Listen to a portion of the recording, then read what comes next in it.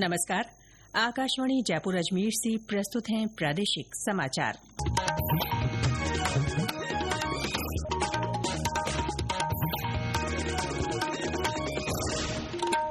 मुख्य समाचार।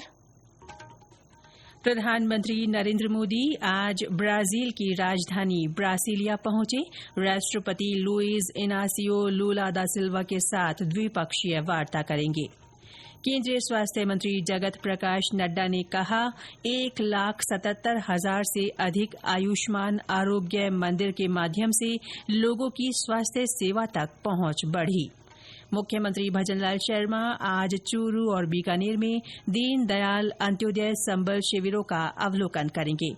और प्रदेश के पूर्वी हिस्सों में मानसून की सक्रियता अगले 5-6 दिन जारी रहने के आसार।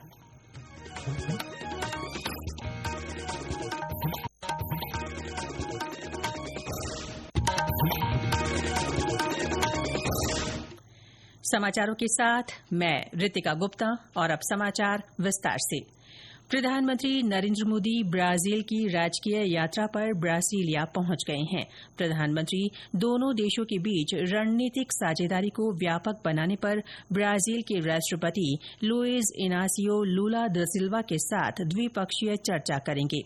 वार्ता में व्यापार, रक्षा, ऊर्जा, अंतरिक्ष, प्रौद्योगिकी, कृषि, स्वास्थ्य और लोगों के बीच संपर्क के मुद्दे भी शामिल होंगे। इसके बाद प्रधानमंत्री नामीबिया के लिए रवाना होंगे, जो प्रधानमंत्री की 5 देशों की विदेश यात्रा का अंतिम चरण है। इससे पहले कल उन्होंने रियो डी जेनेरियो में पर्यावरण, COP30 और वैश्विक स्वास्थ्य पर आयोजित ब्रिक्स शिखर सम्मेलन को संबोधित किया। केंद्रीय स्वास्थ्य मंत्री जगत प्रकाश नड्डा ने कहा है कि राष्ट्र सभी के लिए सुलभ, सस्ती और समान स्वास्थ्य सेवा के अपने लक्ष्य को पूरा करने के लिए तैयार है।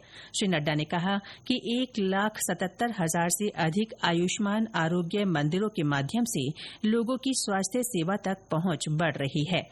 ई-संजीवनी और टेलीमानस जैसे प्लेटफॉर्मों के जरिए विशेषज्ञ देखभाल तक समान पहुंच को बढ़ावा मिला है।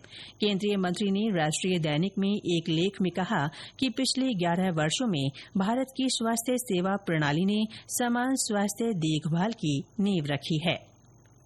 केंद्रीय पर्यटन मंत्री गजेंद्र सिंह शेखावत ने कहा है कि पहलगाम आतंकी हमले के बाद कश्मीर में पर्यटन के फिर से पटरी पर आने के स्पष्ट संकेत मिल रहे हैं। श्रीनगर में पर्यटन सचिवों के राष्ट्रीय सम्मेलन के बाद संवाददाताओं से बातचीत में केंद्रीय मंत्री ने कहा कि केंद्र के समर्थन से जम्मू कश्मीर सरकार यात्रियों और पर्यटन हितधारकों के बीच विश्वास बहाल करने में मदद कर रही है। देश भर के टूरिज्म सेक्रेटरी जो टूरिज्म सब्जेक्ट से डील करते हैं वो जाकर के अपने प्रदेशों में इस तरह का मैसेज दें ताकि हमारा डोमेस्टिक टूरिज्म वापस कॉन्फिडेंस बिल्डिंग एक्सरसाइज के रूप में इसको लेते हुए बिल्डअप हो सके। ये कॉन्फिडेंस बिल्डिंग एक्सरसाइज जो है ये निश्चित रूप से फ्यूटिफाई होगी और आने वाले समय में कश्मीर का टूरिज्म जो है वापस उसी मुकाम तक आकर के पहुंचेगा। पशुपालन मंत्री जोराराम कुमावत ने कहा है कि राज्य सरकार उद्योगों के विकास के लिए प्रतिबद्ध है। सरकार निवेशकों को सब्सिडी, जमीन आवंटन और तकनीकी समस्याओं के समाधान के लिए हर संभव सहायता दे रही है। उन्होंने कल राइजिंग राजस्थान के तहत निजी कंपनी द्वारा लगाए गए ग्लासवेयर के नए प्लांट के अवलोकन के दौरान ये बात कही। उन्होंने कहा कि इस प्लांट के लगने से स्थानीय स्तर पर उद्योगों का विकास होगा और रोजगार के नए अवसर उपलब्ध होंगे। ये समाचार आकाशवाणी जयपुर अजमेर से प्रसारित किए जा रहे हैं। प्रादेशिक समाचार बुलेटिन आप हमारे x handle @AIRnews_Jaipur, YouTube channel Rajasthan AIR news और फेसबुक AIR न्यूज राजस्थान पर भी सुन सकते हैं। प्रदेश में दीनदयाल उपाध्याय अंत्योदय पखवाड़े के तहत विभिन्न ग्राम पंचायतों में शिविर लगाकर लोगों की समस्याओं का समाधान किया जा रहा है। मुख्यमंत्री भजनलाल शर्मा तथा अन्य मंत्री इन शिविरों का अवलोकन कर कार्यों की जानकारी ले रहे हैं। इसी कड़ी में मुख्यमंत्री भजनलाल शर्मा आज चूरू के पट्टा सातियो गांव में लगाए गए शिविर का जायजा लेंगे। इस अवसर पर वे ग्रामीणों को संबोधित करेंगे। मुख्यमंत्री इसके बाद बीकानेर जाएंगे। इससे पहले कल श्री शर्मा ने कोटा के सांगोद में संबल पखवाड़े के तहत आयोजित जनसभा को संबोधित किया।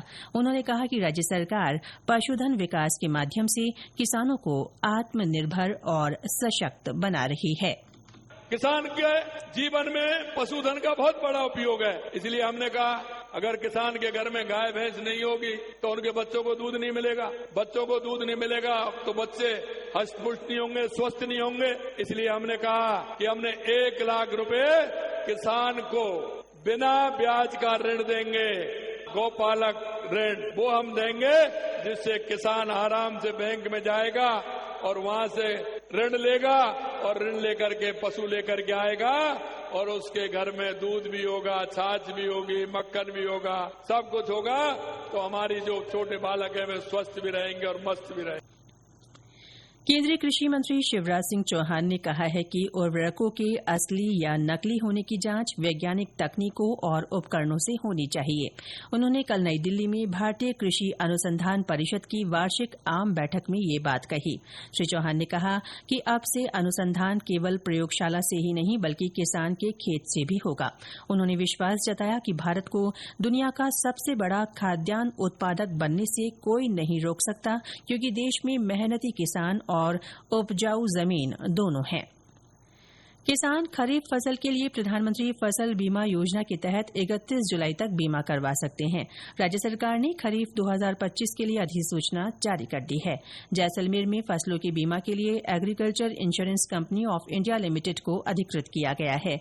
हमारे संवाददाता ने बताया कि जिले में बीमा के लिए कुल 60 फसलों को अधिसूचित किया गया है। जिले में अधिसूचित खरीफ फसलें बाजरा, मूंगफली, ग्वार, मूंग, मोठ, तिल और ज्वार, कुल 60 फसलों एवं पुनर्गठित मौसम आधारित खरीफ में जैसलमेर जिले के लिए अरंडी, अनार व खजूर का भी बीमा होगा। इसके लिए आधार कार्ड, स्व प्रमाणित नवीनतम जमाबंदी की नकल, स्व प्रमाणित बुआई प्रमाण पत्र एवं बैंक पासबुक की शाखा से प्रमाणित, जिससे बैंक शाखा का नाम, खाता संख्या एवं खाता धारक का नाम उल्लेख स्पष्ट शब्दों में होना अनिवार्य है। मनीष व्यास, आकाशवाणी समाचार, जैसलमेर। राज्य सरकार ने 300 हेक्टेयर से छोटे बांधों के संरक्षण और मरम्मत का काम जल संसाधन विभाग को सौंपा है। पहले ये कार्य पंचायती राज संस्था की ओर से किए जाते थे। इसी कड़ी में डीग में 34 बांध जल संसाधन विभाग को सौंपे गए हैं। विभाग के सहायक अभियंता देवेंद्र सिंह डांगी ने बताया कि इन बांधों का रखरखाव किया जाएगा, जिससे इनकी जल भराव क्षमता बढ़ाई जा सके। इससे लोगों को सिंचाई का पर्याप्त पानी मिल सकेगा। इधर बारिश से राज्य के विभिन्न जल स्रोतों और बांधों में पानी की अच्छी आवक हुई है। पाली के सेई बांध के टनल गेट खोलकर पानी की निकासी की जा रही है। और ब्यौरा हमारे संवाददाता से। अरावली रेंज में बारिश होने से सही बांध में पानी की अच्छी आवक होने पर कल सही बांध टनल के गेट खोले गए। यह सही बांध के टनल के गेट पिछले साल से 27 दिन पहले खोले गए हैं। सही बांध का पानी हिमाना, नाना व बेड़ा होते हुए जवी नदी के माध्यम से पश्चिमी राजस्थान के सबसे बड़े जवी बांध में आज सुबह से ही पानी की आवक हो रही है। यह पानी पाली, जालोर, सिरोही जिले के पेयजल और कृषि के लिए पानी उपलब्ध होगा, जिससे आमजन और किसानों में खुशी की लहर है। विशारद जोशी, आकाशवाणी समाचार, पाली। प्रदेश के पूर्वी हिस्सों में मानसून की सक्रियता अगले 5-6 दिन जारी रहने के आसार हैं। इससे जयपुर, भरतपुर और कोटा संभाग में कहीं कहीं भारी बारिश हो सकती है। मौसम विभाग ने कोटा और उदयपुर संभाग में कुछ स्थानों पर भारी से बहुत भारी बारिश की संभावना व्यक्त की है। आज जयपुर, दौसा, अजमेर, भीलवाड़ा, बीकानेर और नागौर जिलों तथा आसपास के क्षेत्रों में बारिश का येलो अलर्ट जारी किया गया है। इस दौरान अलग अलग स्थानों पर हल्की से मध्यम बारिश हो सकती है। इस बीच पिछले 24 घंटों में प्रदेश में कहीं कहीं बारिश दर्ज की गई। और अंत में मुख्य समाचार एक बार फिर। प्रधानमंत्री नरेंद्र मोदी आज ब्राजील की राजधानी ब्रासिलिया पहुंचे। राष्ट्रपति लुइज इनासियो लुला दा सिल्वा के साथ द्विपक्षीय वार्ता करेंगे। केंद्रीय स्वास्थ्य मंत्री जगत प्रकाश नड्डा ने कहा 1,77,000 से अधिक आयुष्मान आरोग्य मंदिरों के माध्यम से लोगों की स्वास्थ्य सेवा तक पहुंच बढ़ी है। मुख्यमंत्री भजनलाल शर्मा आज चूरू और बीकानेर में दीनदयाल अंत्योदय संबल शिविरों का अवलोकन करेंगे। और प्रदेश के पूर्व पूर्वी हिस्सों में मानसून की सक्रियता अगले 5-6 दिन जारी रहने के आसार। इसके साथ ही प्रादेशिक समाचार बुलेटिन समाप्त हुआ। हमारा अगला बुलेटिन दोपहर 1 बजे प्रसारित होगा। नमस्कार।